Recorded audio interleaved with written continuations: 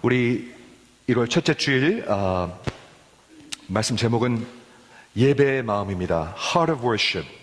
우리 1월 달에는 저희 교회의 그 핵심 가치들, core value들, 우리 교회를 하나님께서 어떻게 이끌어 가시는가를 설명하는데, 예배와 기도와 그 다음에 회복과 선교 이렇게 했었는데, 올해서부터 타이틀을 좀 바꿔가지고 예배의 마음, Heart of Worship, Heart of Prayer. 기도를 여러분 마음으로 하나요? 아니면 입으로 하나요? 입으로 하죠. 마음으로 하는 거죠. 그렇죠. 예배는요, 마음으로 하죠. 회복된다는 건 뭔가요? 마음이 회복되는 거죠. 선교는 입으로 하나요? 돈으로 하나요? 아니요, 마음으로 하는 거죠. 그래서 정말 그 마음에 대해서 생각해 보길 원합니다. 우리 1월 첫째 주일 오늘 시작을 하면서 우리의 마음에 대해서 한번 생각해 보길 원합니다. 어떤 1년 익사이팅한 계획들이나 행사나 어떤 관계나 이런 것보다는 우리의 마음에 대해서 한번 생각해 보기 원하는데, 제가 여러분에게 여쭈고 싶은 거는 우리 12월 31일 날 드렸던 예배처럼 자신의 마음을 한번 살펴보세요. 그게 신앙생활인 것 같아요. 그렇죠? 자꾸 남의 마음을 보면 어떻게 되죠? 정죄하게 돼요. 정죄. 사무엘 저렇게 삐뚤어졌지? 사무엘 저것밖에 안 하지? 그렇죠? 남을 자꾸 보면 정죄하게 돼요. 근데 신앙은 그게 아닌 것 같아요. 내 마음을 먼저 봐야 되는 것 같아요. 그렇죠? 분명합니다. 그래서 여러분의 마음을 보시기를 부탁을 드립니다. 자, 그래가지고 우리 예배에 대해서 먼저 설명하기 전에 하트에 대해서 우리 잠시 설명을 드리겠습니다. 왜 그렇게 마음을 보는 것이 중요하냐면, the heart of the matter is the heart. 정말 제일 중요한 거는 마음이에요. 마음. 껍데기가 아니에요. 기독교는 never about 껍데기. 껍데기가 아니에요. 그렇죠? 중심이에요. 중심. 그렇기 때문에 중요합니다. 기독교가 뭐에 관한 건가요? 기독교는 하나님의 마음으로부터 시작한다고 그렇게 얘기하고 있습니다. 여러분 성경에 보면 그거 아십니까? 하나님이 마음이 있으신 거 아십니까? God has heart. 기가 막힌 것 같아요. 왜냐하면 하나님은 영이신데 성경에 보면 하나님의 마음이라는 익스프레션들이 나와요. 하나님의 중심에 대해서 나와요. 근데 기독교는 모든 것은 거기서부터 시작돼요. 하나님이 은혜를 주셨으니까 우리가 여기 앉아 있는 거예요. 그렇죠? 하나님의 마음으로부터 시작돼가지고 결국에 우리의 마음속에 임할 때 거기서 완전해지고 컴플리트 된다고 여기 이런 스테이트먼이 있어요. 여러분 마음속에 우리 하나님의 마음이 임재하셨습니까? 근데 저는 거기서 끝나는 것 같지가 않아요. 한 스텝이 더 있는 것 같아요. 그게 뭐냐면, 정말 하나님의 마음이 내 마음속에 오면 그 내 마음속에 일어나는 일이 있어요. 뭘까요? 하나님께 다시 돌려드리고 싶은 마음이 일어나요. 저는 그게 예배라고 생각해요. 그게 예배라고 생각해요. 그렇죠? 얼마나 하트라는 그 실체가 중요합니까? 잠언서에 보니까 이렇게 되어 있습니다. 모든 지킬 만한 것보다, above all things, 모든 지킬 만한 것보다 더욱 내 마음을 지키라. 생명의 근원이 예수남이니라. 이렇게 되어 있습니다. Above all things, 딴 것보다 제일 중요한 게 뭐라고 성경은 얘기하고 있어요? 내 마음을 지키라. 이렇게 얘기하고 있어요. 지키라가 영어 성경에 뭐라고 나와 있냐면 guard, 이렇게 막으라고 나와 있어요. 이렇게.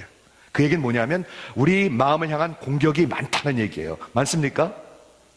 저는 굉장히 많은 것 같아요. 우리 마음을 향한 공격이 많다는 얘기입니다. 그렇죠? 왜 그게 그렇게 중요하냐? 마음을 잘 지켜야 되는데, 그 이유는 생명의 근원이 Spring of Life, Spring of Life, everything, 모든 것이 거기서부터 흘러나온다고 그랬어요. 여기가 병들면요, 모든 것이 병들어버려요. 모든 것이 병들어버려요. 여기가 슬프면요, 모든 것이 슬퍼요. 그렇죠?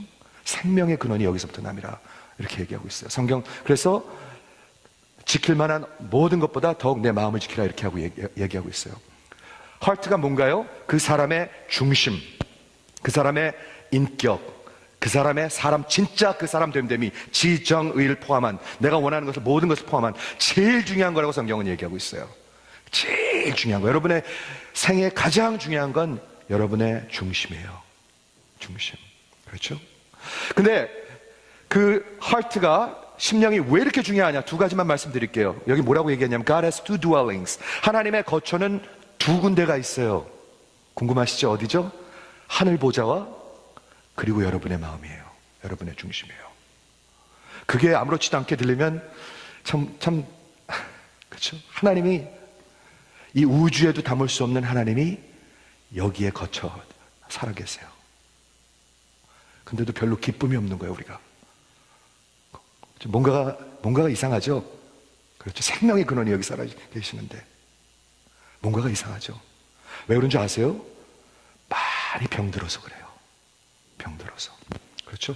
두 번째, 요한복음 14장에 보니까 사람이 나를 사랑하면 예수님께서 하신 말씀이에요. 내 말을 지키나니 내 아버지께서 하나님 아버지께서 그를 사랑하실 것이요.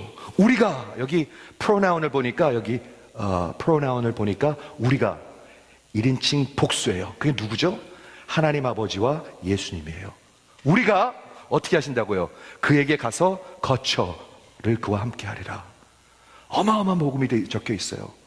하나님과 예수님과 성령님이 여기에 살아계세요. 그렇게 얘기하고 있어요, 성경은요. 사람들은 여기가 근데도 병드는 거예요. 이상하죠? 그렇죠? 우리 하나님이 살아계시는데 여기서 생명의 근원이 되고 여기 하나님의 거처예요. 그렇기 때문에 심령이, 우리 중심이 중요해요. 우리 하트가 중요해요. 여러분 다 하나씩 갖고 계세요. 많은 경우에 여기에 컨디션이 얼굴에 나타나요. 얼굴에 나타나요. 근심이 많은 하트는 근심이 다 나타나요. 세상이 슬픈 사람은 얼굴에 나타나요. 아무것도 관심이 없는 사람은, indifferent한 사람은 그게 얼굴에 나타나요. 그렇잖아요. 그렇죠? 마지막 한 절, 우리 하트에 대해서 마지막으로 보겠습니다. 사무엘상에 우리 하나님께서 사무엘에게 하신 말씀이죠. 내가 보는 것은 사람과 같지 아니하니 사람은 외모를 보거니와. 사람들은 여러분의 직위와 레즈메와 어떤 그런 외적인 걸 보지만 우리 하나님은, 나 여호와는 중심을 보느니라 하시더라. 저는 이게 기독교인 것 같아요. 그렇죠? 사람들은 우리 껍데기를 보지만, 그렇죠? 저는 여러분의 중심을 볼 수 없지만 하나님은 여러분의 중심을 보고 계세요. 지금도 보고 계세요. 이게 굉장히 두렵게 들릴 수도 있지만 저는 복음은 그건 것 같아요. 그분이 나를 아시지만 나를 사랑하세요. 그게 복음인 것 같아요. 그렇죠? 내가 만약에 기수 형제가 나를 정말 싫어하는 거를 볼 수가 없지만, 싫어하지 않으시지만 그걸 보는데 어떻게 이 사람을 사랑하겠어요? 내가 굉장히 어려운 일이잖아요, 이거는요. 근데 하나님은 사랑하세요. 그렇죠?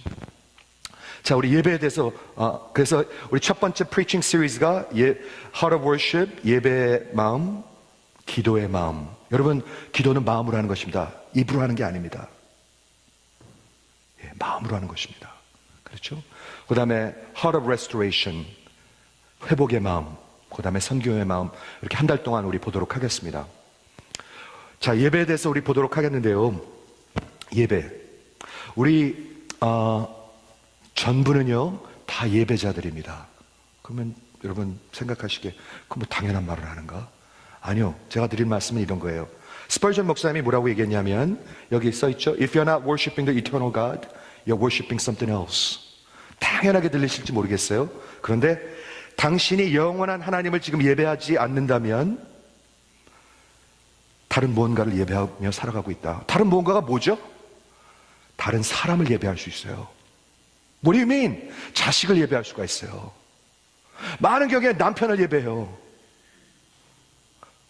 많은 경우에 자기 친구를 예배해요. 그게 무슨 말이냐? 내가 이 사람을 하나님보다 더 의지하잖아요. 그럴 수 있습니까? 얼마든지 있습니다. 이 사람을 더 좋아하잖아요. 더 이 사람이 내 인생을 이끌어가고 있잖아요. 그럼 이 사람이 내가 이 사람을 예배하고 있는 것입니다. 그런 것입니다. 자식을 예배하는 경우 수도 없이 많습니다. 배우자를 예배하는 경우 수도 없이 많습니다. 그렇죠? 우린 다 예배자로 여기 앉아 있습니다. 지금 하나님을, 살아계신 하나님을 예배하고 있든지 아니면 다른 것을 예배하고 있든지. 찰스 스퍼전 목사님이 그런 얘기하는 거고요. 작년에 제가 이거에 대해서 설명해 드린 적이 있는데, 하나님의 형상으로 우리가 만들어졌다고 얘기할 때, 우리가 인간들을 하나님이 하나님의 형상대로 만드셨잖아요. 그게 무슨 뜻입니까? 하나님이 영이신데 뭐 코와 귀와 눈이 있다는 뜻입니까? 그런 뜻이 아니에요. 그런 뜻이 아니고 세 가지를 그냥 한번 생각해 보기 원하는데, 하나님은 영이십니다. 그래서 우리가 하나님의 형상으로 만들어졌을 때 우리도 영으로 만들어졌습니다. 영원히 존재하기 위해 만들어졌습니다. Eternal. 하나님은 영원하십니다. 그렇기 때문에 우리도 영원히 사는 겁니다. 그게 하나고요. 두 번째는 뭔가, 하나님은 항상 공동체였었습니다. 그게 무슨 말이냐? 창조 전에도 성부, 성자, 성령 항상 공동체였었습니다. 커뮤니티. 그렇기 때문에 우리도 커뮤니티에 살게 돼 있습니다. 혼자 살 수가 없습니다. 그렇기 때문에 가족이 있고 교회가 있는 것입니다. 그렇죠? 세 번째는 뭐냐면, 우리 하나님은 왕이십니다. 도미니언, king, 왕이시기 때문에 우리도 종같이 살라고 만들어진 게 아닙니다. 하나님의 형상대로 만들어졌기 때문에 다스리면서 살게 돼 있습니다. 돈의 노예가 되면 안 됩니다. 시간의 노예가 되면 안 됩니다. 무엇의 노예가 돼도 안 됩니다. 우리는 왕같이 사는 것입니다. 왕같은 제사장, 그렇게 부르잖아요. 그렇죠? 그래서 첫 번째, 우리 영원히 살기 때문에 항상 무언가를 예배하게 돼 있어요. 우리 심령에는요. 하나님을 예배하지 않으면 무엇인가를 예배하게 돼 있어요. 그렇죠? 그 다음에 공동체이기 때문에 우리는 항상 in relationship, 우리 혼자 사는 게 아니에요. 교회, 가정, 그리고 하나님과 relationship이 있어야 되고 relationship이 있는 거예요. 그렇죠? 그리고 세 번째, 마지막으로 우리가 정말 그 왕같이 하나님께서 만드셨기 때문에 우리는 하나님의 그게 뭐죠? stewardship, 청지기로 만들어졌어요. slave로 사는 게 아니에요. 그렇기 때문에 예배자로 우리는 만들어진 거예요. 자, 그런데 오늘 요한복음 12장을 보기 전에 제가 중요한 예배의 그런 정의를 한번 여기서 보고자 합니다. 이거 조금만 자세히 봐주시겠어요? 왜냐하면 이게 중요해요. 팀 켈러 목사님이 예배는 worship is seeing what God is worth, 거기까지만 한번 생각해 보세요. 여러분, 하나님의 가치를 보십니까? 만일 진짜 하나님의 가치를 보시면 여기서 지금 느슨하게 계시겠습니까? 그럴 수가 없죠.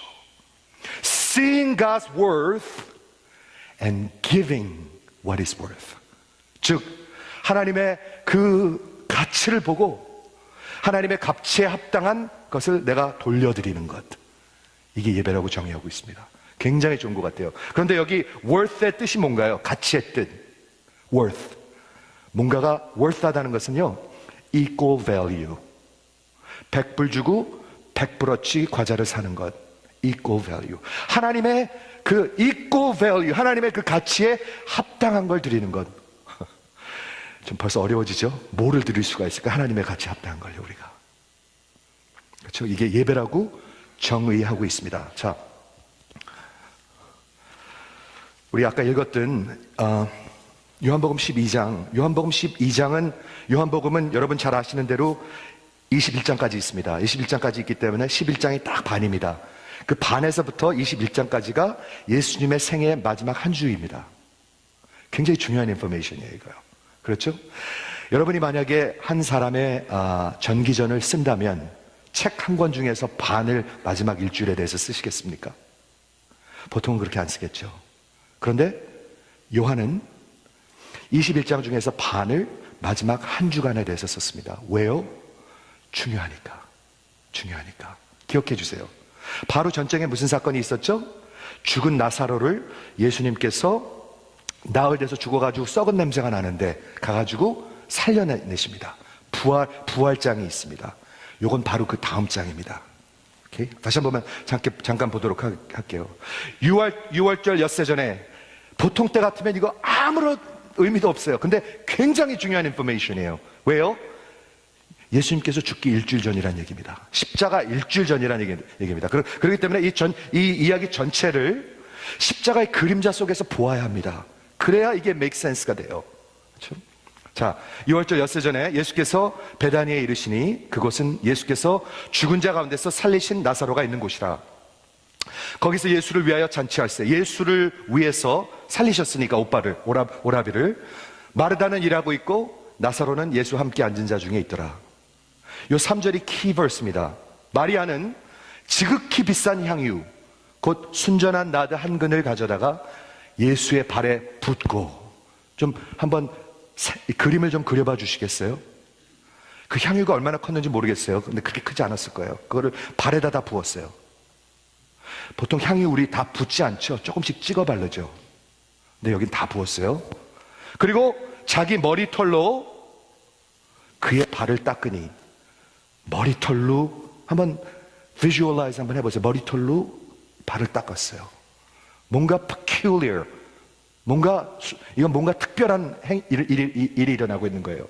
머리털로 그의 발을 닦으니 향유의 냄새가 집에 가득하더라.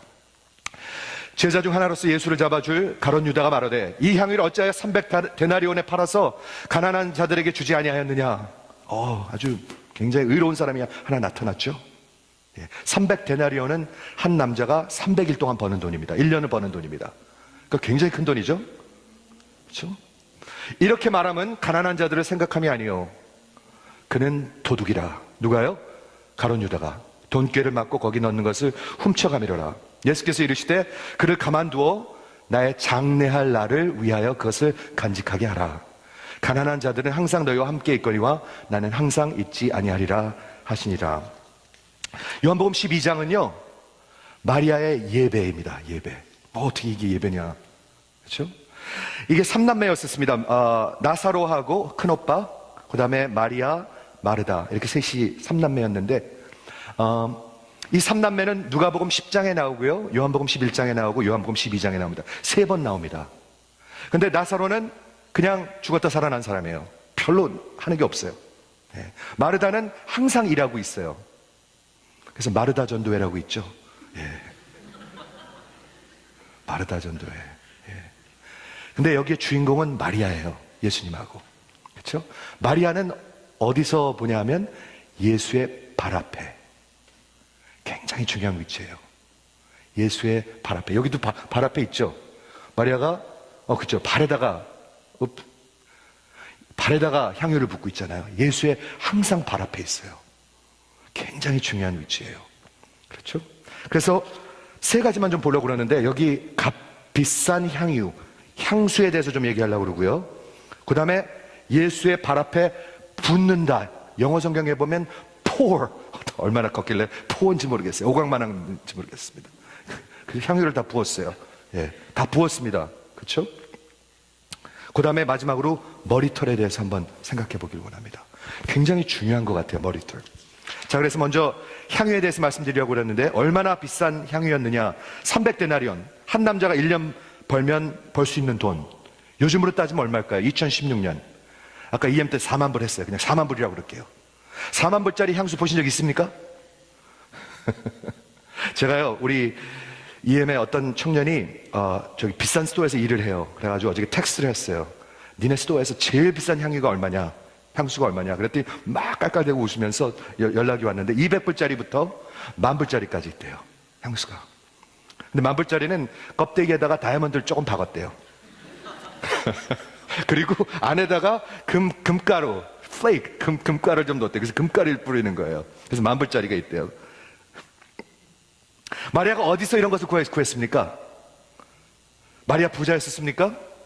당시 유대 문화에서는 처녀들이 훗날 결혼해서, 그리고 정말 자기의 퓨처를 위해서 유산으로 받기도 하지만 자기가 평생 모은 것을 외국에서 들어온 그런 임포트된 그런 향유들을 사서 가지고 있었다고 합니다.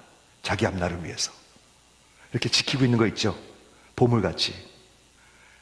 Lifetime saving of 401k. 그렇게 생각해서 좋을 것 같아요.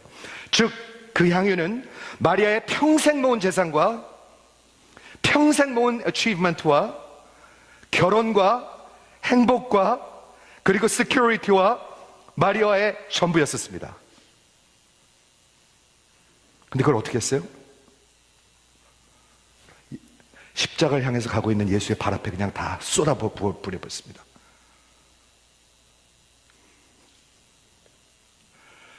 유다가 그걸 보고 화가 났습니다. 재정부장으로서. 그 4만 불을 가지고 우리가 얼마나 큰 사역을 할 수 있는데, 얼마나 많은 가난한 사람들을 할 수 있는데 그렇게 낭비하느냐, 너 미쳤니? 하고 화가 났습니다. 그런데 마리아는 자기의 전부를 예수의 발 앞에 낭비해버렸습니다. 낭비라는 말을 제가 씁니다. 지금 wasted. 그렇죠? 향유는 붓는 게 아니잖아요. 향유는 찍어 바르는 거잖아요. 부으십니까? 찍어 바르죠. 예. 향유는 스프레이 하는 거잖아요. 스프레이. 더군다나 4만 불짜리인데 금이 나오는 게 아니라 거기서 뭐가 흘러나왔는지 모르겠는데, 그렇죠? 마리아가 무엇을 하고 있는 거였나요, 지금? 유다는 낭비라고 생각했는데 마리아는 십자가를 향하고 있는 예수님 앞에 자신의 전부와 생애를 낭비하고 있었습니다. 어떻게 그렇게 할 수가 있었나요? 저는 그게 킨 것 같아요. 어떻게 그렇게 할 수가 있는가? 아까도 말씀드렸지만 누가복음 10장, 요한복음 11장, 요한복음 12장에 마리아는 늘 예수의 발 앞에 있었습니다. 발 앞에 있다는 게 무슨 뜻인가요? 여러분, 제 발 앞에 누가 한번 나와 보시겠습니까? 아니,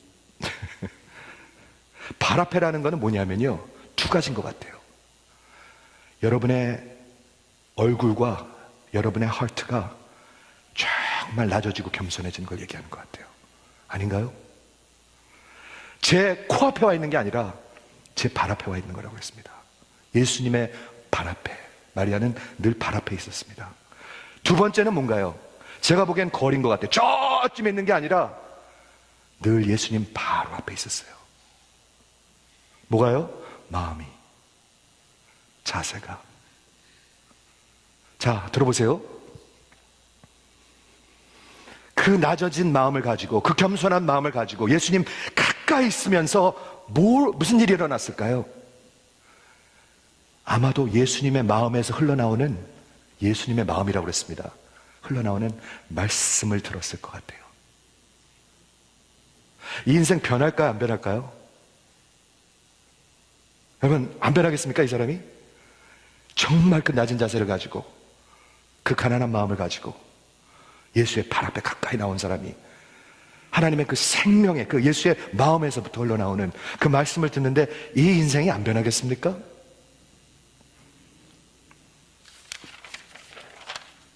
제가 한번 상상을 해봤습니다.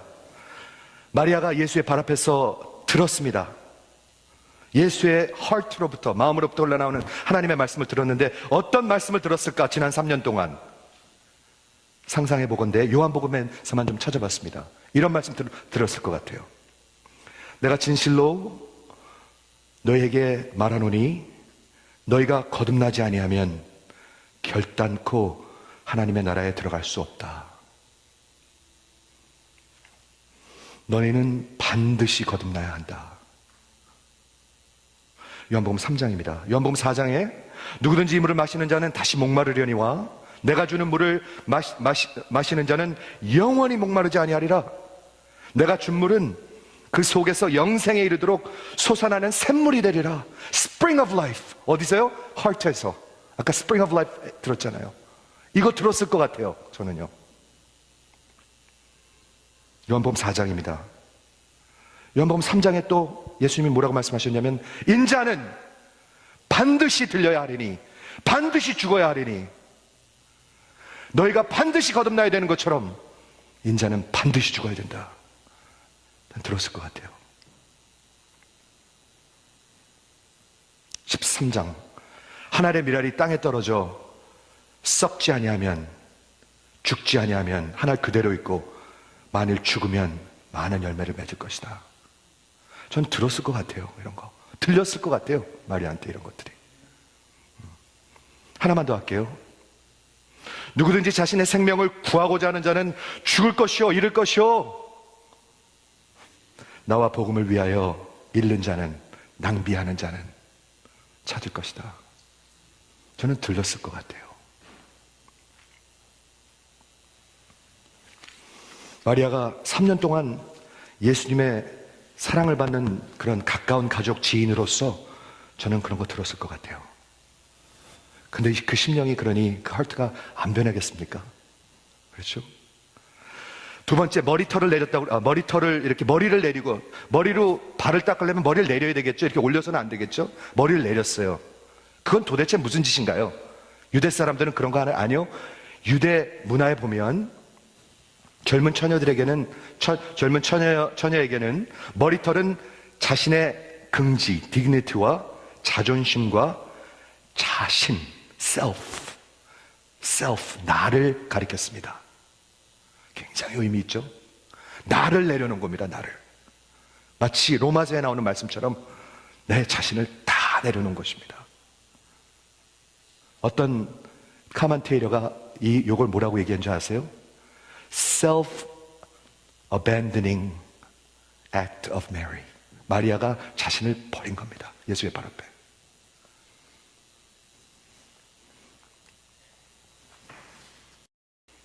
왜요? 제가 보기에는 키는 7절입니다. 나의 장래할 날, 예수의 죽음, 예수의 십자가입니다. 저는 십자가를 이해한 것 같아요, 이 사람이. 십자가를 이해한 것 같아요. 십자가에서 무슨 일이 일어났죠? 요한복음의 예수님은 하나님이십니다. 마리아는 알았습니다, 그걸요. 요한복음의 예수님은 하나님이십니다.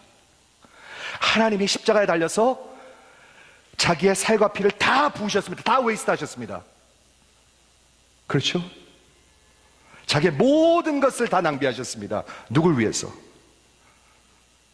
나를 위해서. 벌레 같은 나를 위해서. 그리고 모든 사람에게 버림을 받았습니다. self-abandon, 자신 버림을 받았습니다.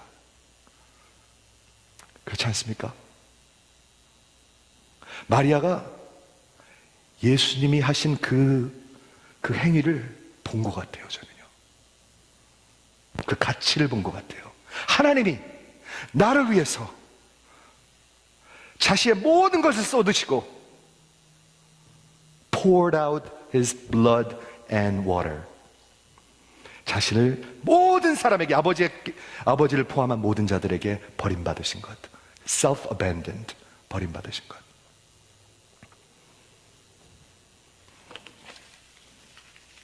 십자가 때문입니다. 요한복음 12장을 정리하면 마리아는 일평생 모은 것, 자기의 결혼까지, 이거 굉장히 어려운 거거든요. 유대에서도 결혼 되게 중요했어요. 지금도 중요하지만 그땐 더 중요했어요. 결혼이 무지무지하게 중요했어요. 그렇죠? 그것까지 다 쏟아놓고 자기 마지막 자신까지, self까지 머리털을 내리고 그 예수의 발 앞에 내려놓을 수 있었던 것은 마리아가 예수의 가치를, worth를 보았기 때문입니다. 어떤 worth요? 예수의 가치는 내 모든 것을 던지기에 합당하다. 여러분은 어떻게 생각하십니까? 그의 죽음과 십자가는 나의 전부를 투자할 만하다. 그렇죠? 마리아는 그의 가치를 보고 자신의 전부로 반응합니다. 예수의 마음을 보고, 그렇죠?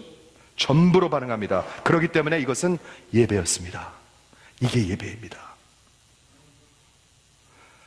아까 팀 켈러가 그 예수의 가치를 보고 그 예수의 가치에 합당한 것을 내가 드리는 거라고 그랬는데, 저는 이렇게 한번 생각해 봤어요. 예배는 하나님의 마음을 보고, 하나님의 그 마음을 보고 내 마음과 그 가치를 드리는데 내 마음과 내 전부를 드릴 수밖에 없는 게 예배라고 생각합니다. 그게 예배라고 생각합니다.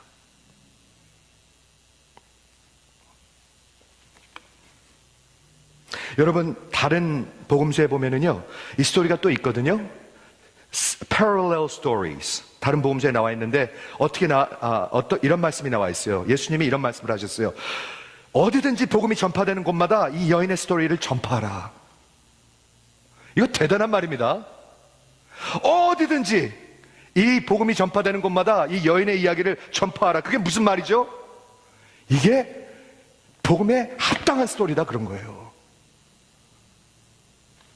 그렇죠?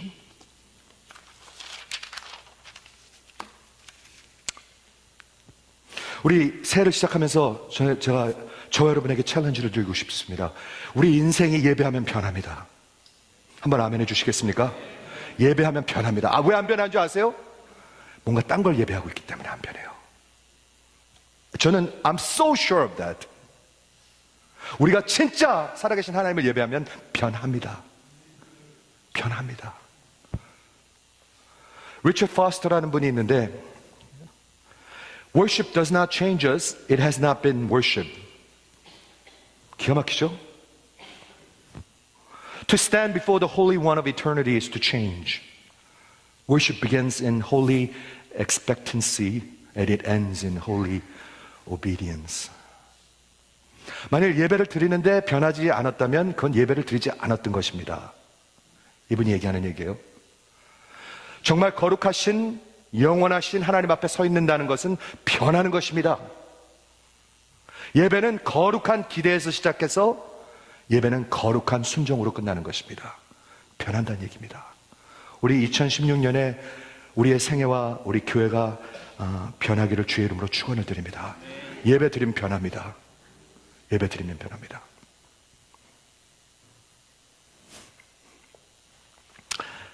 말씀을 마치도록 하겠는데요.